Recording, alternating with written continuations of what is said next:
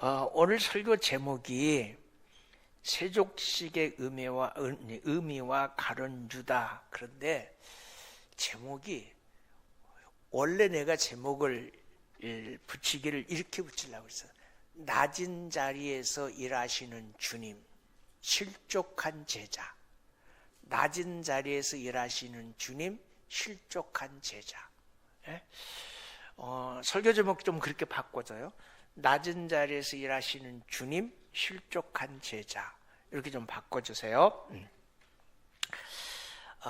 요한복음 13장에는 예수님께서 십자가를 지시는 사역을 앞두고 제자들과 함께 마지막 최후의 만찬, 마지막 식사를 나누시면서 성찬식에 대한 이야기를 하고 있다고 기록하고 있습니다. 그런데 특이한 것은 요한은 이 성찬식에 대한 구체적인 내용을 기록하지 않아요. 생략해요. 우리 다음 주에 성찬식이 있어요. 그 대신 요한은 무엇을 자세히 써놨냐면 예수님께서 제자들의 발을 씻기시고 이걸 뭐라고 그래요? 세족식이라고 그래요. 우리는 세족식을 귀하게 행하지 않지만 천주교회는 세족식을 굉장히 귀하게 여겨요.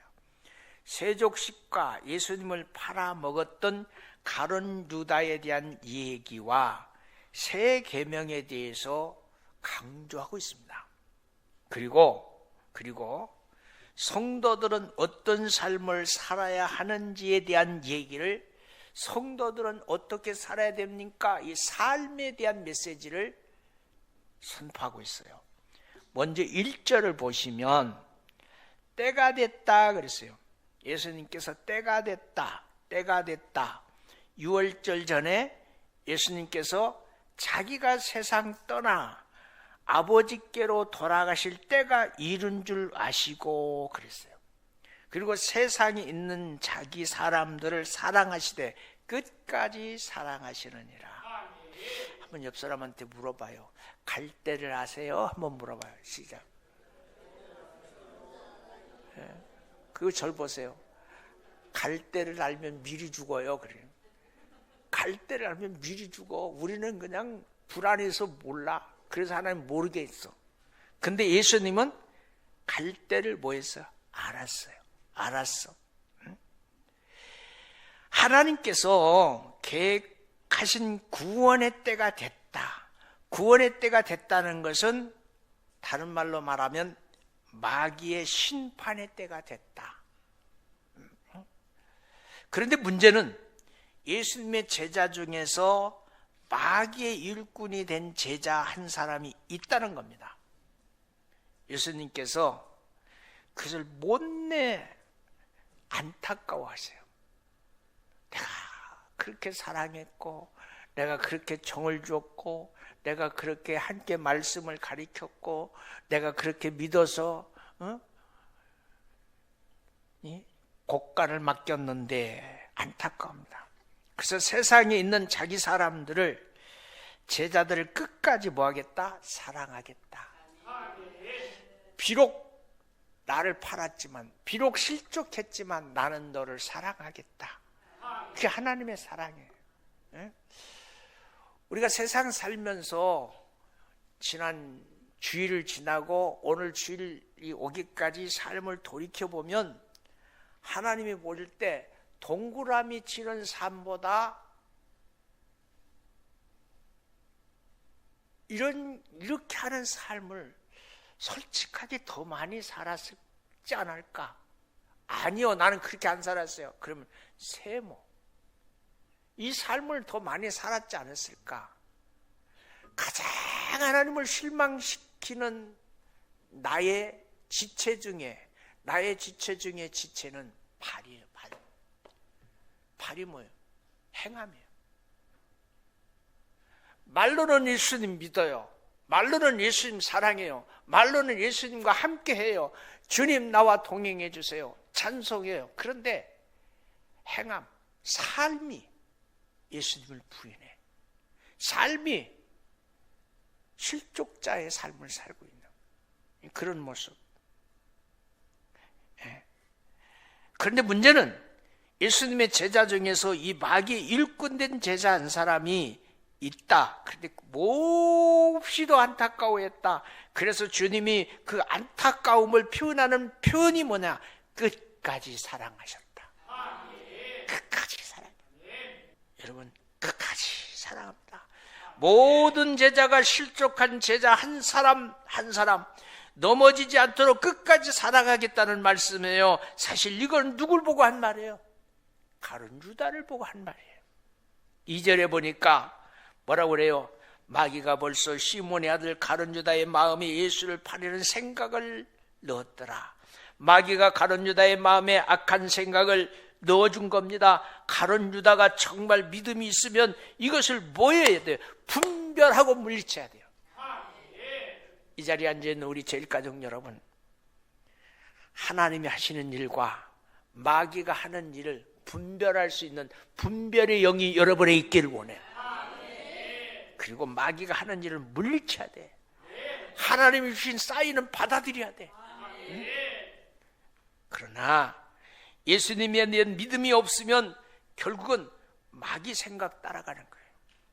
이 가룟 유다는 결국 예수님을 배반한, 지금도 온 교회가 가룟 유다 배신자, 배반 그렇게 말하잖아요. 그런데 저는 그렇게 말하기 쉽지 않아요.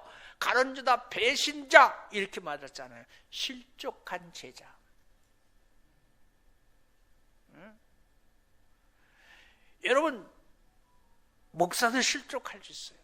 중직자들 실족할 수 있어요. 넘어질 수 있어요. 자빠질 수 있어요. 그러나 실족한 자리에 엎드려져 있으면 안 돼요. 다시 일어서야죠. 주님 손 붙들어야죠. 3절에 보니까 저녁 먹을 줄 중에 라는 말씀이 납니다. 여기에 저녁 잡수실 때 다른 복음서에 보면 성찬식을 하면서 언약식을 했다고 기록합니다. 그런데 요한은 이런 내용을 다른 복음서에 있기 때문에 굳이 똑같이 성찬식에 기록을 하지 않고 예수님께서 제자들에게 본을 보이시려고 행했던 세족식에 대한 얘기를 하는 거예요.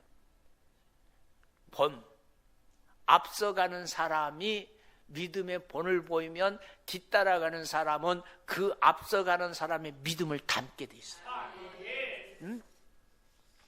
세족식은 다른 복음서에는 기록되지 않습니다. 마태, 마가, 누가에는 세족식 기록이 없어요.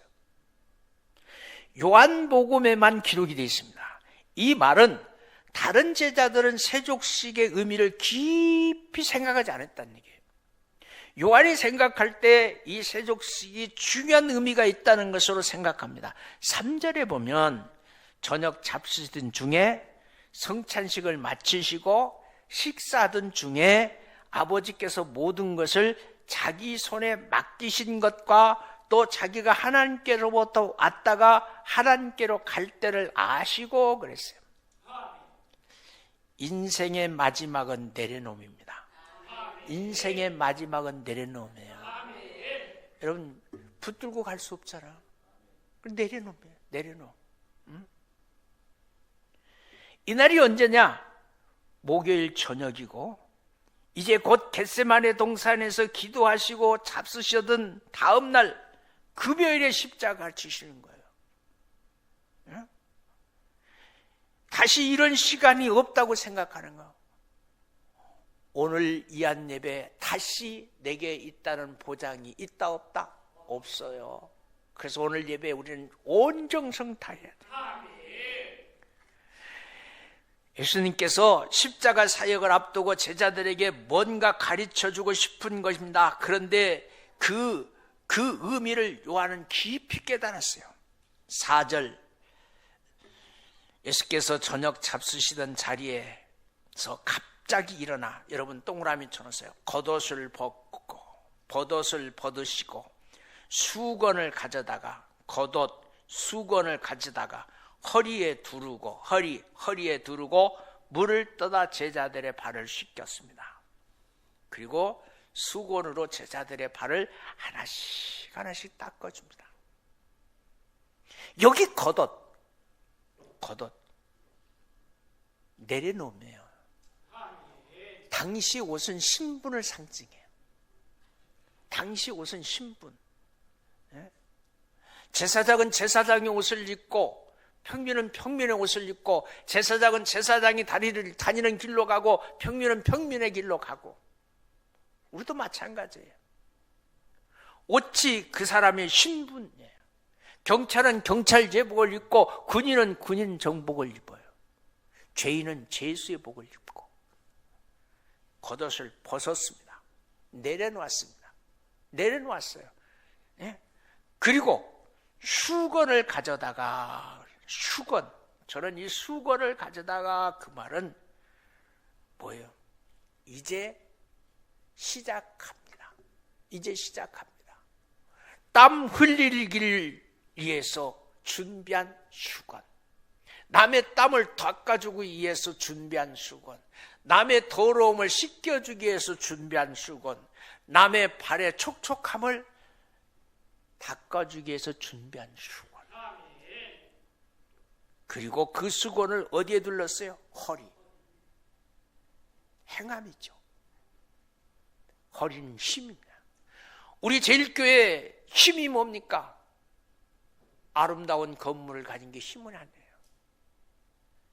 활짝 핀 벚꽃이 힘이 아니에요. 우리 교회의 힘은 예수로 똘똘 뭉쳐서 어디를 가든 누가 뭐라고 그러든 복음이 입술에서 나가는 것이 힘인 줄로 믿습니다. 그리고 물을 떠다 제자들의 발을 씻기니 그랬어요. 제가 어제 우리 지방 남선교회 개사회가 있다고 초청이 있어서 기대 반, 또 먼 반 이렇게 해서 한번 가봤어요.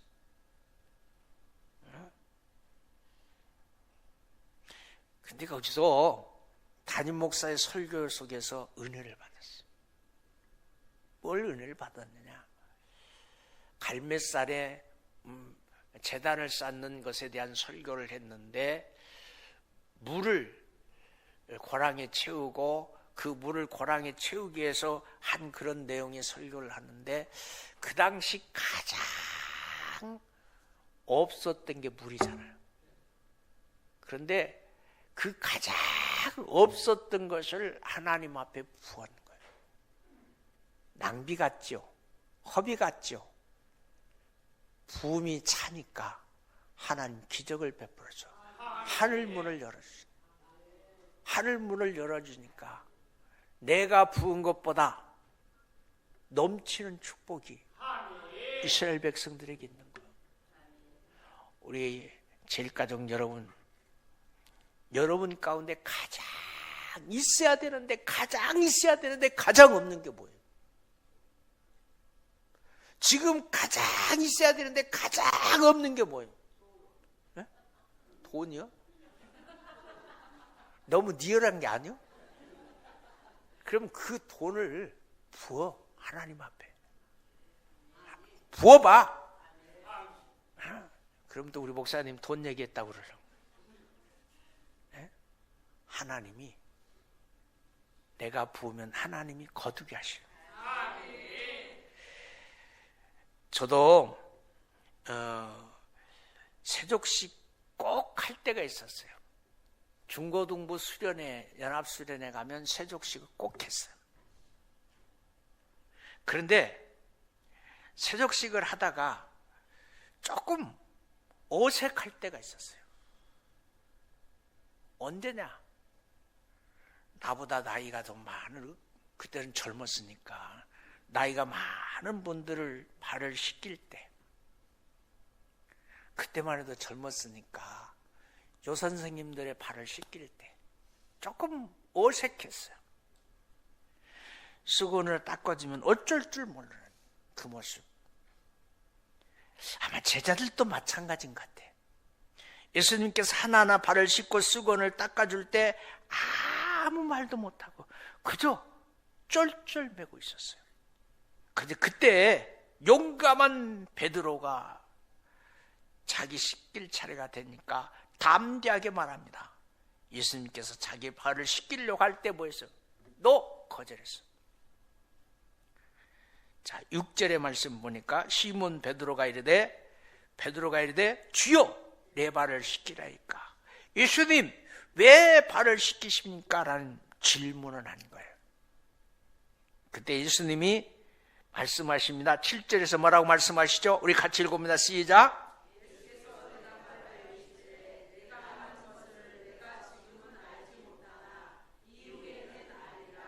지금 제자들은 자기 스승이 발을 만지고 물로 씻기는 것이 미안하기도 하고 안쓰럽기도 하고 또 민망하기도 하지만 베드로 제자들을 대표해서 용기를 내서 얘기합니다. 부끄럽게 왜 이러십니까? 그런 얘기예요. 선생님 부끄럽게 왜 그러세요? 그래서 8절에 보니까 베드로가 이르되 내 발은 절대로 씻지 못합니다.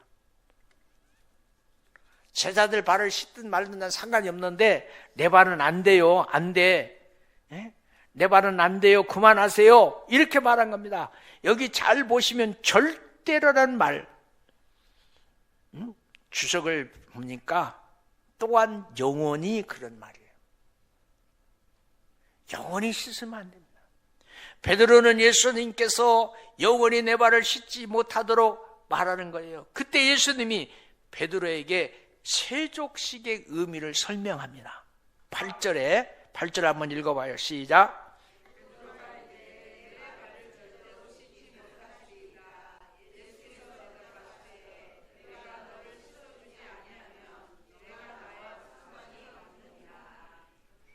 씻어주심에 대해서 설명하는 거예요. 씻어주심에 대한 설명. 이 세족식은 단순한 스승이 제자의 발을 씻기는 것이 아니라 예수님께서 씻어주신 것은 죄를 씻어내는 속죄를 의미하는 거예요. 속죄. 그리고 나와 상관이 없다는 말은 예수님과 함께 분깃을 나눌 수 없다. 내가 네 발을 씻기지 않으면 너와 나는 함께 분깃을 나눌 수 없다. 그 말을 다른 말로 말하면 구원받지 못하게 된다. 그제서야 베드로는 이 말을 알아들어요. 그러면 알아듣고 베드로가 또 이렇게 말하네. 발만 씻길 뿐이 아니라 손도 머리도 다 씻겨주세요. 욕심 있죠? 그때 또 예수님이 설명해 주십니다. 뭐라고 설명해 주십니까? 10절 읽어봅니다. 시작.